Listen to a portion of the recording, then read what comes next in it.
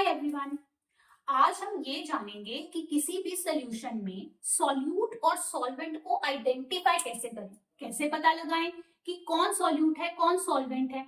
देखो, अगर मैं बात करती हूँ बाइनरी सॉल्यूशंस की, तो बाइनरी सॉल्यूशंस वो होते हैं बेटा, बाइनरी मतलब दो, जिनमें दो कंपोनेंट्स होते हैं। तो कोई भी एक कंपोनेंट में मान लू कंपोनेंट 1 कंपोनेंट 2, तो उसमें से कौन सॉल्यूट है कौन सॉल्वेंट है कैसे पता लगाएं। तो बेटा इसके भी प्रॉपर मेथड है, इसके कुछ क्राइटेरिया हैं, और वही प्रॉपर जो वे है क्राइटेरिया वो मैं आपको इस वीडियो में बताऊंगी। ठीक है, तो आप मेरे साथ एंड तक बने रहें। लेकिन स्टार्ट करते हैं बिल्कुल बेसिक से। देखो, आपको पता है अगर आप एक गिलास पानी लेते हो और उसमें 1 चम्मच चीनी या नमक घोल देते हो, ठीक है, तो आपको इस केस में और ऐसे कुछ कॉमन केसेस में पता है कि आपका जो वाटर है वो सॉल्वेंट है और जो आपने नमक या चीनी घोला है वो सॉल्यूट है। ऐसे कॉमनली बोला जाता है ना, आप बोलते हो सुनते हो क्या, कि जिसको घोला जाता है, जो चीज डिसॉल्व की जाती है वो सॉल्यूट होती है, और जिसमें घोला जाता है, जिस चीज के अंदर डिसॉल्व किया जाता है वो सॉल्वेंट होती है। ठीक है, या कई बार आप ये बोल देते हो कि जो ज्यादा अमाउंट में है वो सॉल्वेंट है, जो कम अमाउंट में है वो सॉल्यूट है। करेक्ट।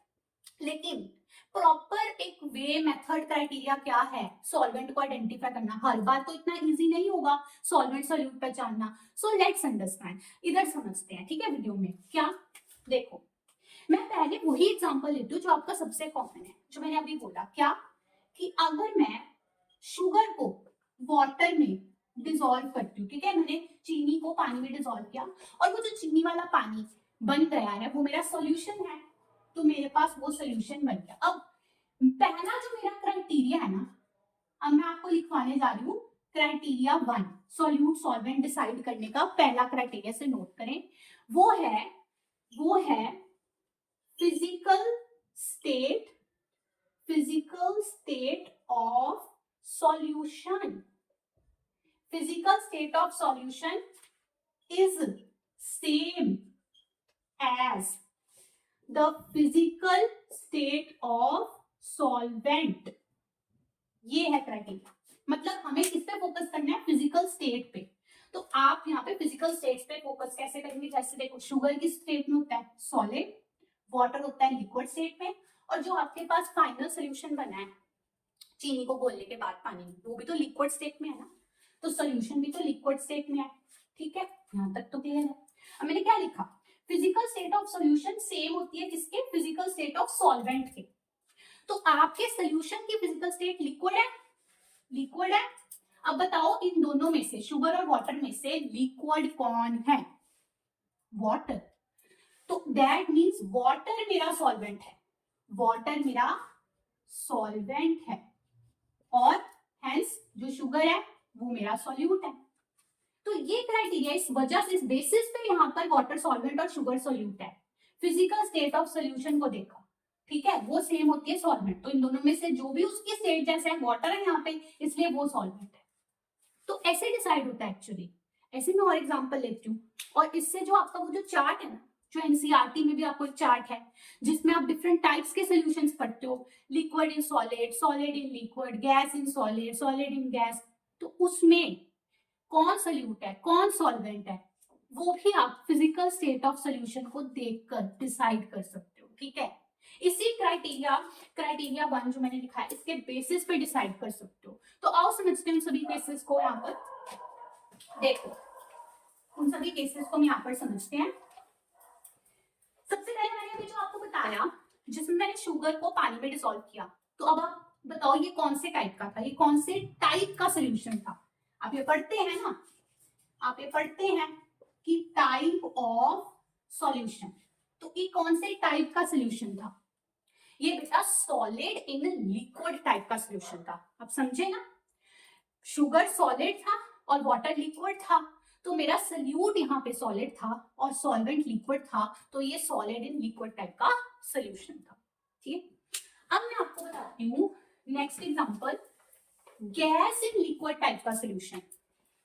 नेक्स्ट वाले में हम पढ़ने वाले हैं gas in liquid type of solution.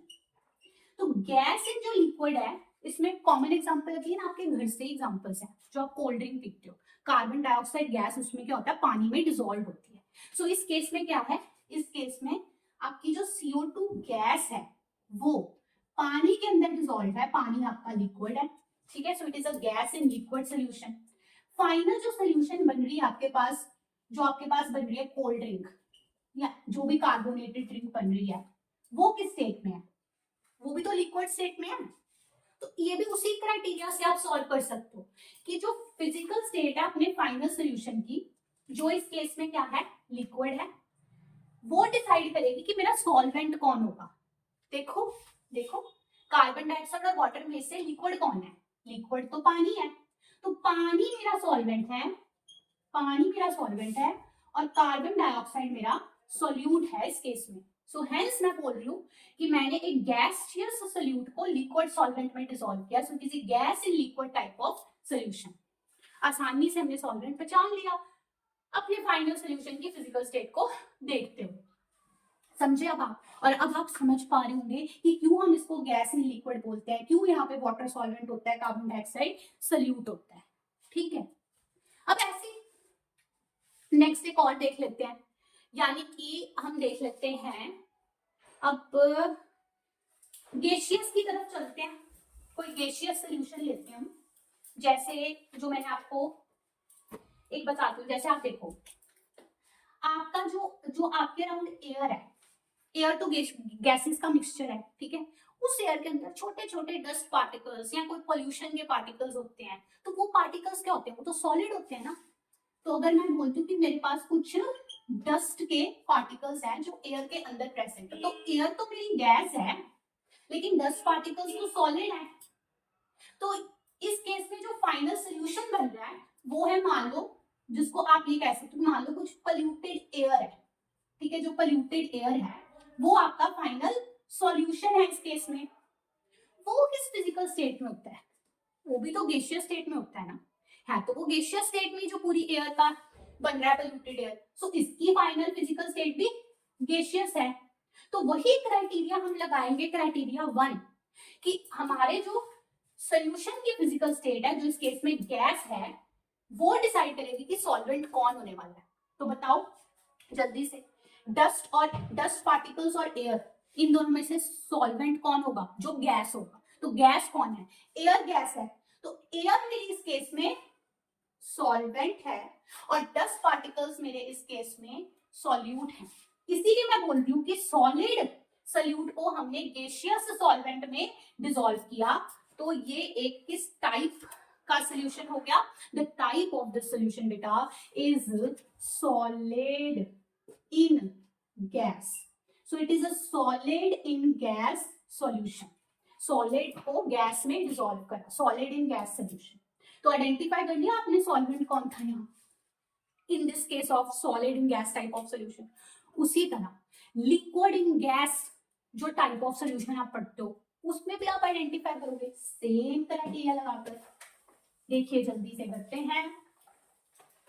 अब इसका एग्जांपल आप ले लो, जो वाटर वेपर या जो मिस्ट होती है जिसमें छोटे छोटे वाटर के ड्रॉपलेट्स होते हैं, एयर में सस्पेंडेड होते हैं, ठीक है।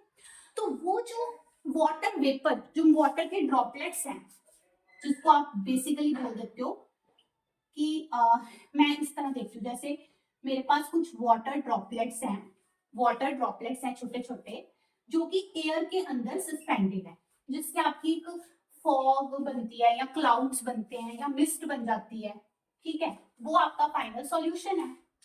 अब ये तो गैसियस फॉर्म में होता है ना, और एयर भी गैसियस फॉर्म में होती है, और ये जो वाटर के ड्रॉप्स हैं छोटे छोटे, बहुत छोटे, ये क्या होते हैं? तो लिक्विड स्टेट में वाटर, ठीक है। तो इस केस में भी अगर आप वही सेम क्राइटेरिया लगाते हो, कि बेसिकली क्या है, ये वही है ना कि एक लिक्विड इन गैस टाइप का सोल्यूशन जो आप पढ़ते हो, मिस्ट उसका एग्जांपल भी पढ़ते हो, क्लाउड्स पढ़ते हो, फॉग पढ़ते हो, ठीक है। इस केस में भी आप वही क्राइटेरिया लगो बेटा। फिजिकल स्टेट आप देखो सोल्यूशन की गैसियस है, तो यही डिसाइड करेगी कि मेरा सॉल्वेंट कौन है। तो सॉल्वेंट कौन है? जो गैसियस है इन दोनों में से, वाटर ड्रॉपलेट्स और एयर में से गैसियस कौन है? एयर। सो एयर मेरा सॉल्वेंट है, गॉट इट, और वाटर ड्रॉपलेट्स मेरे सोल्यूट हैं। सो इस केस में भी हमने एक लिक्विड सोल्यूट को गैसियस सॉल्वेंट में डिसॉल्व किया है, और मेरे पास लिक्विड इन गैस टाइप का सोल्यूशन आ गया, जिसका एग्जांपल मिस्ट है। अब आप समझ पा रहे हो किस क्राइटेरिया के बेसिस पे, कुछ क्राइटेरिया है जिसके बेसिस पे हम सॉल्वेंट और सोल्यूट आइडेंटिफाई करते हैं। इसी क्राइटेरिया को आगे बढ़ाते हुए मैं अब आपको बताऊं तो आप पढ़ते हो अपने उसी चार्ट में, टेबल में क्या पढ़ते हो, liquid in solid type of solution. एक ये पढ़ते हो आप, लिक्विड इन सॉलिड सोल्यूशन, ठीक है। और इसके एग्जाम्पल में आप क्या पढ़ते हो, इसके एग्जाम्पल में आप पढ़ते हो अमेलगम। अब अमेलगम में फॉर एग्जाम्पल मैं आपको दे देती हूँ सोडियम अमेलगम, जिंक अमेलगम, कोई भी अमेलगम, ठीक है। तो वो इस टाइप में आता है। इसमें सोल्यूट कौन है, सॉल्वेंट कौन है, कैसे आइडेंटिफाई करें, ठीक है। तो उसके लिए वैसे मैंने एक प्रॉपर डिटेल्ड वीडियो बनाई हुई है, आप जाकर उसको भी देख सकते हो, लिंक डिस्क्रिप्शन बॉक्स में मिल जाएगा आपको। बट अभी मैं आपको बताऊं तो सेम क्राइटेरिया बेटा यहाँ अप्लाई करने वाले हैं, फिजिकल स्टेट ऑफ सोल्यूशन वाला क्राइटेरिया 1 जो मैंने आपको कराया। क्या, कैसे, देखो अमेलगम बेटा मरकुरी के साथ किसी और मेटल का आपका सोल्यूशन होता है, ठीक है। तो सोडियम अमेलगम मतलब उसमें सोडियम है और मरकुरी है, और उनका जो फाइनल सोल्यूशन बन गया है उसको हम अमेलगम बोलते हैं, ठीक है। तो ये बेटा जो अमेलगम होता है ना, अमेलगम की जो फिजिकल स्टेट होती है, मेरे फाइनल सोल्यूशन की फिजिकल स्टेट वो सॉलिड होती है, मेरे पास सॉलिड बन के तैयार होता है, ठीक है। अब बात करो सोडियम और मरकुरी मेटल की, तो आपको पता है सोडियम मेटल तो सॉलिड है, लेकिन मरकुरी मेटल आपको पता है एक्सेप्शन है कि वो लिक्विड होता है, ठीक है। तो अगर मैं वही अब खुद ट्राई करो और वही क्राइटेरिया 1 अप्लाई करो यहाँ, कि जो मेरा फाइनल सोल्यूशन है उसकी फिजिकल स्टेट क्या है, सॉलिड, और वो डिसाइड करने वाली है कि मेरा सॉल्वेंट कौन होगा, वो सॉल्वेंट वही होगा जो सॉलिड होगा, ठीक है। उसी क्राइटेरिया के बेसिस पे देखो सोडियम मरकुरी में से सॉलिड कौन है, सॉलिड बेटा सोडियम है, सो सोडियम मेरा सॉल्वेंट होगा और मरकुरी मेरी सल्यूट होगी इस केस में, ठीक है। और इसीलिए हम बोलते हैं कि हमने लिक्विड सल्यूट को सॉलिड सॉल्वेंट के अंदर डिसॉल्व किया, हेंस लिक्विड इन सॉलिड, जो मैंने लिखा liquid in solid solution form किया, जिसका एग्जांपल है अमेलगम, ठीक है। अब आपको क्लियर हुआ होगा, आप उस वीडियो से और ज्यादा डिटेल में इसको समझ सकते, ठीक है। सो आपने देखा कि हमने criteria 1 physical state of solution क्या है उसे अप्लाई करके सॉल्वेंट पहचान लिया और सोल्यूट और सॉल्वेंट दोनों को आइडेंटिफाई कर लिया, ठीक है।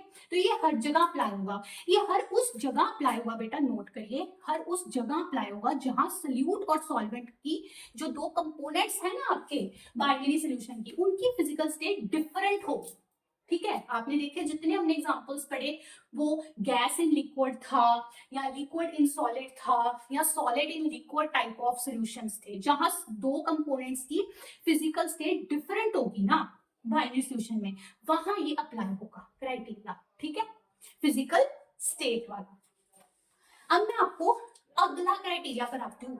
अगला क्राइटेरिया बेटा देखो, कुछ सोचो, जहां फिजिकल स्टेट सेम हो जाएगी, जहां दोनों कंपोनेंट्स की फिजिकल स्टेट सेम हो जाएगी, वहां कैसे बताओगे कि कौन सॉल्यूट है और कौन सॉल्वेंट है, ठीक है। तो उसके लिए आ जाता है हमारा क्राइटेरिया नंबर 2, इसको नोट करो, इसको नोट करो।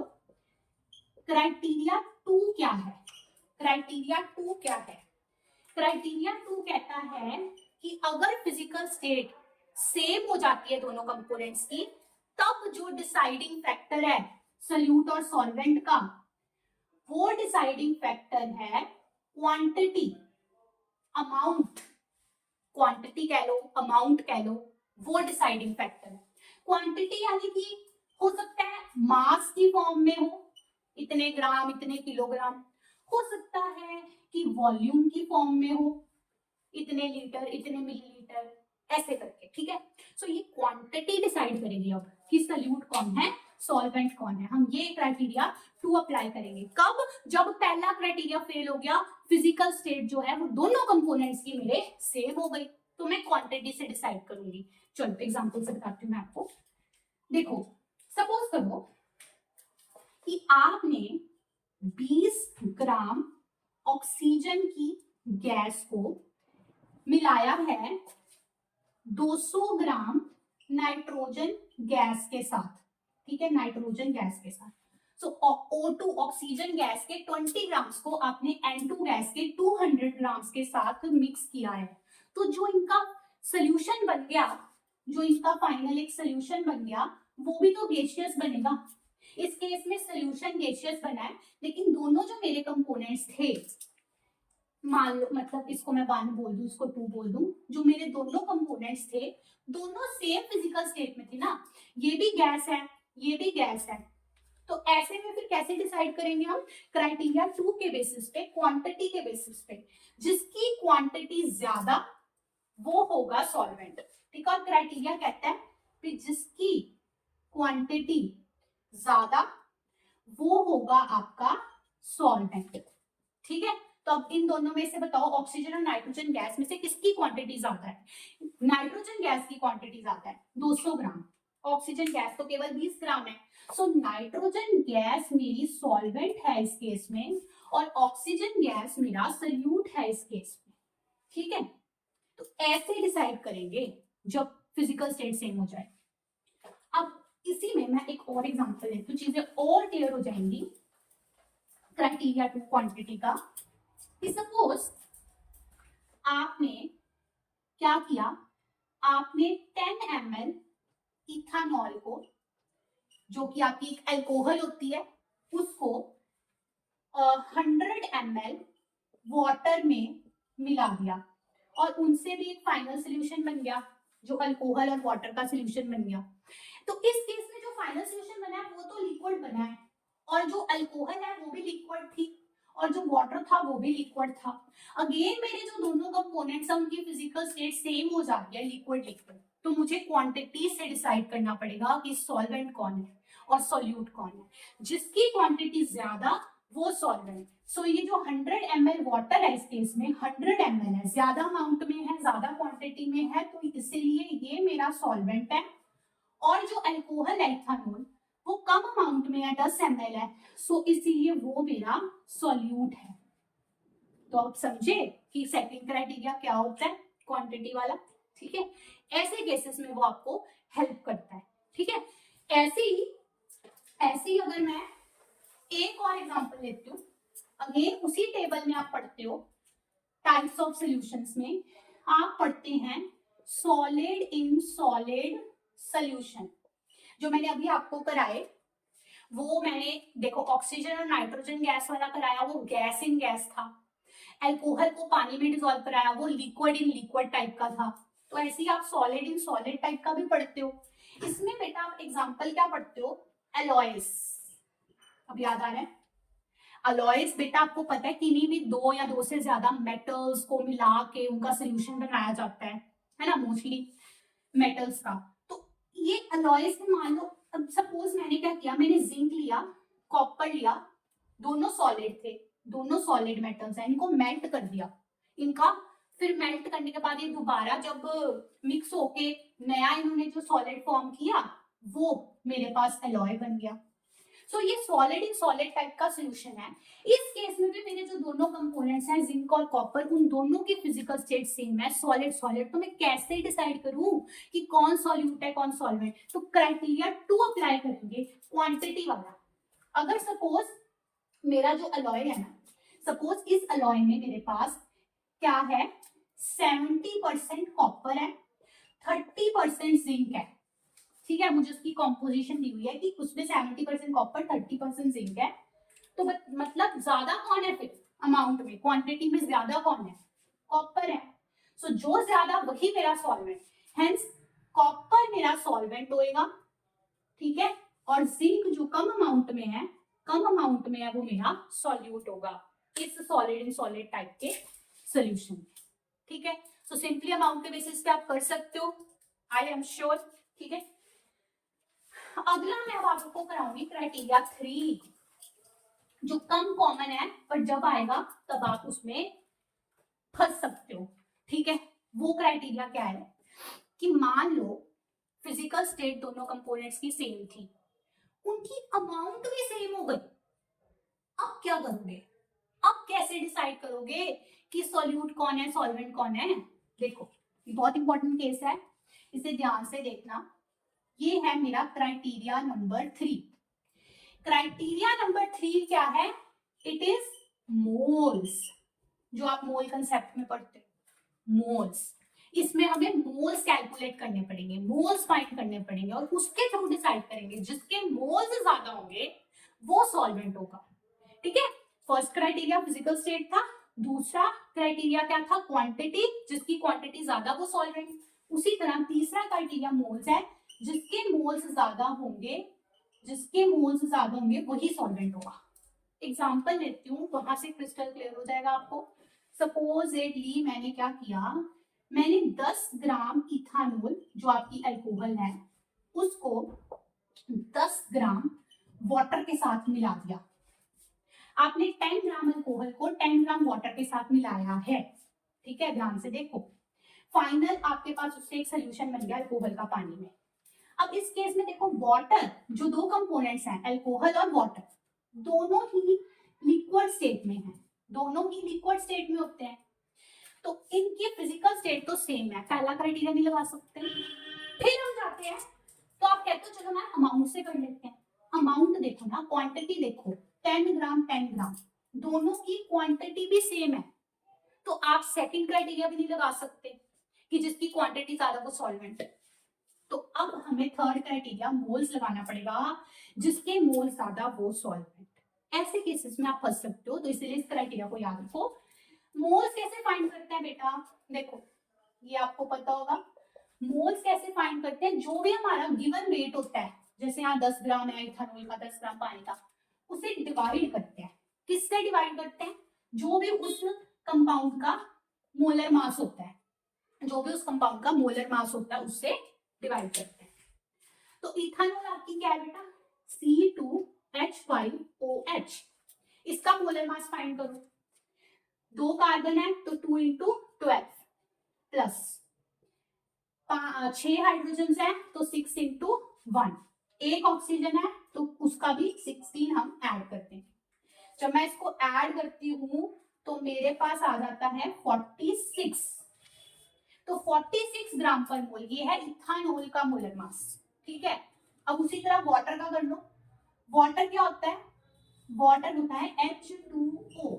ठीक है, इस पे क्या करोगे, मोलर मास मासेस ऐड करो, 2 इंटू 1 हाइड्रोजन के लिए और 16 ऑक्सीजन के लिए, तो 18 ग्राम पर मोल आता है वाटर का मोलर मास। ठीक है, अब आ गया मोलर मास, अब क्या करो, गिवन मास से डिवाइड करके मोल्स फाइंड कर लो फटाफट। सो बेसिकली इथानॉल के मोल्स कितने आ रहे हैं, इथानॉल के मोल्स आ रहे हैं 10 डिवाइडेड बाय 46। ठीक है, वाटर के मोल्स कितने आ रहे हैं, वाटर के मोल्स आ रहे हैं, वाटर के मोल्स आ रहे हैं 10 डिवाइडेड बाय 18। ठीक है, ये है इथानॉल के मोल्स और ये है वाटर के मोल्स। अब इसको तुम्हें पूरा सॉल्व करने की नीड नहीं है। ठीक है, सिंपली यहां से देखो, जिसका डिनोमिनेटर छोटा वो वैल्यू बड़ी होती है, जिसका डिनोमिनेटर बड़ा है वो वैल्यू छोटी होती है ओवरऑल। सो बस 10/18 एक बड़ी वैल्यू है एज कंपेयर टू 10/46। सो 10/18 10/46 से बड़ी वैल्यू है।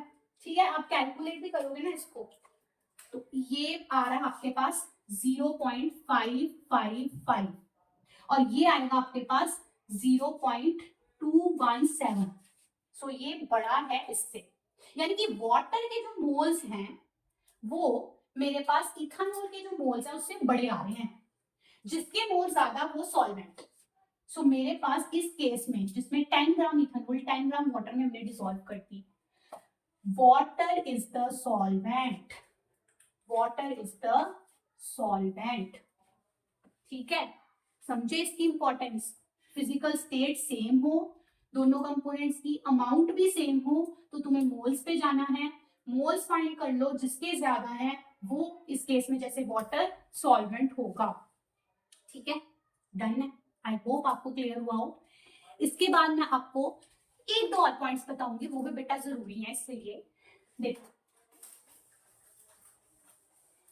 नोट कर लेना उनको भी, पहले ये 3 क्राइटेरिया तो नोट कर ही लेना। ठीक है, अब वो पॉइंट्स क्या हैं, देखो अगर आपके क्वेश्चन की स्टेटमेंट में कोई न्यूमेरिकल आ गया, कुछ भी केस है, कोई सॉल्वेंट मेंशन नहीं है, रिमेंबर करना इसको। ठीक है, आफ्टर नोटिंग क्राइटेरिया 1 2 3 आप ये भी इंपॉर्टेंट पॉइंट करके नोट कर लेना, इंपॉर्टेंट पॉइंट कि if no solvent is mentioned, no solvent is mentioned in your question numerical anywhere, तो फिर आप ऑटोमेटिकली बाय डिफॉल्ट वहां पे वाटर को सॉल्वेंट लेते हैं, ठीक है। When no solvent is mentioned, then by default we consider water as the solvent. क्यों? इसका रीजन है, वाटर का बेटा एक डाइलेक्ट्रिक कांस्टेंट करके चीज होती है जो आप डिटेल में फिजिक्स में भी पढ़ते हो। डाइलेक्ट्रिक कांस्टेंट वाटर का हाई होता है, वो ऑलमोस्ट बहुत सारी चीजों को अपने अंदर डिसॉल्व कर लेता है, इसलिए वाटर को यूनिवर्सल सॉल्वेंट बोलते हैं। वाटर को हम क्या बोलते हैं?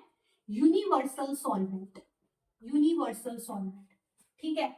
तो इस वजह से जहां कोई सॉल्वेंट मेंशन ना हो वहां ऑटोमेटिकली आप वाटर को सॉल्वेंट कंसीडर कर लेना, ठीक है, उन सॉल्यूशंस के लिए। इसके अलावा अगर क्वेश्चन की स्टेटमेंट, मैरिकल की स्टेटमेंट में एक्वस सॉल्यूशन ये वर्ड मेंशन है, क्या वर्ड मेंशन है यहां लिख दे रही हूं, एक्वस सॉल्यूशन,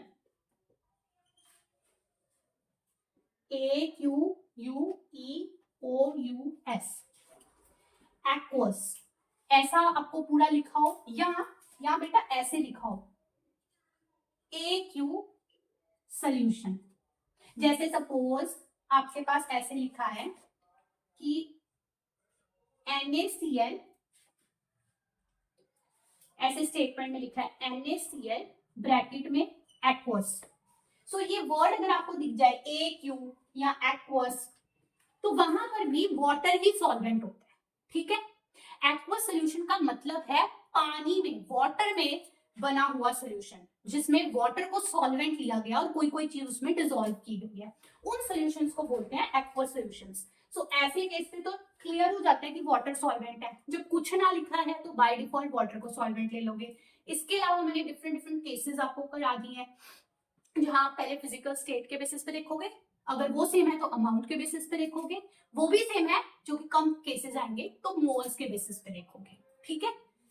सो ऐसे आप आइडेंटिफाई करते हो सोल्यूट एंड सॉल्वेंट, ठीक है। वीडियो को मैं एंड करने से पहले एक और केस ले लेती हूँ, हो सकता है कुछ बच्चों के माइंड में ऐसे क्वेश्चंस भी उठते हैं। अगर कुछ बच्चे ये सोचे, मान लो कि मैंने एक पैकेट ले लिया चीनी का, एक पैकेट, पूरा पैकेट, आधा किलो 1 किलो का पैकेट ले लिया चीनी का, और उसमें मैंने 10-20 ml पानी, थोड़ा सा पानी डाल दिया। तो मैम इस केस में तो अपना फिजिकल स्टेट तो डिफरेंट है, लेकिन इस केस में तो चीनी की अमाउंट ज्यादा है, पानी की अमाउंट कम है, तो इसमें तो चीनी आपका सॉल्वेंट होना चाहिए। तो ऐसे बच्चों को मैं बता दूं, देखो बेटा दोबारा सोचो, अगर आपने एक बोरा चीनी ले ली है या एक पैकेट चीनी ले लिया, उसमें थोड़ा सा पानी मिला रहे हो और अब बोल रहे हो कि चीनी सॉल्वेंट है क्योंकि उसकी अमाउंट ज्यादा है, तो ये गलत नहीं है। क्यों? क्योंकि उसमें सोल्यूशन तो बना ही नहीं। आप खुद सोच, आप जो वो चीनी है वो पानी में डिसॉल्व हो गई? नहीं, कोई सोल्यूशन बना ही नहीं। वो बाकी सारी जो चीनी है, थोड़े से उसके क्रिस्टल्स डिसॉल्व हुए होंगे, बाकी सारी चीनी तो ऐसी पड़ी है, कोई सोल्यूशन बना ही नहीं। तो जब कोई सोल्यूशन बना ही नहीं तो बात वहीं खत्म, ठीक है। उसमें फिर कौन सोल्यूट कौन सॉल्वेंट, कोई सोल्यूशन ही नहीं बना, बात वहीं खत्म, ठीक है। जहां सोल्यूशन बनता है, हमने अब आज डिस्कस किए बाइनरी सोल्यूशन जिनमें 2 कंपोनेंट्स होते हैं, वहां आपने देखा भी उन दोनों में से सोल्यूट कौन है, सॉल्वेंट कौन सा है। Different different types of solutions आप पढ़ते हो, मुझे पूरा चार्ट पढ़ते हो, solid, liquid, liquid and solid, वहां अब आपको क्लैरिटी होनी चाहिए कि किस बेसिस पे आप डिसाइड कर रहे हो, फिजिकल स्टेट के बेसिस पे या क्वांटिटी के बेसिस पे, ठीक है। सो होप यू अंडरस्टूड, और आपके लिए कुछ ना कुछ तो यूजफुल रहा होगा कंटेंट, तो आप चैनल को सब्सक्राइब कर सकते हो, एंड हैप्पी लर्निंग।